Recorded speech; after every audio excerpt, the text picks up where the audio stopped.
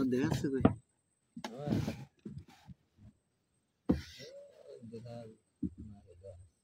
আমরা এই মুহূর্তে সুন্দরবনের ভিতরে আছি এবং যে পরিবেশে আসছে এটা হচ্ছে এখন জোয়ারের সময়। তো আমরা একটা চাক দেখেছিলাম এবং সেই চাক থেকে কিন্তু আমরা মধু সংগ্রহ করার জন্য এসেছি। তো একটু পরে আমরা সেই চাক থেকে মধু সংগ্রহ করব এবং সেই মধু আপনাদেরকে দেখাবো যে আমরা কতটুকু মধু পেয়েছিলাম এবং কেমন মধু। তো আপনারা যারা এই ভিডিওটা দেখছেন আসলে এই ন্যাচারাল পরিবেশও আপনারা উপভোগ করতে পারবেন, কত সুন্দর পরিবেশ। এবং এটা হচ্ছে জোয়ারের সময়। জোয়ারের সময় থাকার কারণ হচ্ছে আপনার সুন্দরবনের ওপরে যে গাছের মাঝ বরাবর যে পানি ওঠে, পানি ওঠার কারণে কিন্তু এখানে আপনার নৌকাগুলো ভিতরে ঢুকতে পারে। তাছাড়া আপনার ভাটির সময় কিন্তু এখানে ঢুকবে না, যখন পানি সরে যাবে তখন কিন্তু এখানে নৌকা ঢুকবে না।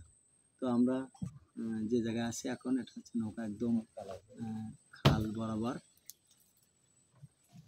নৌকা ঠেলে নিয়ে যাওয়াটা খুব কঠিন, যেমন আমরা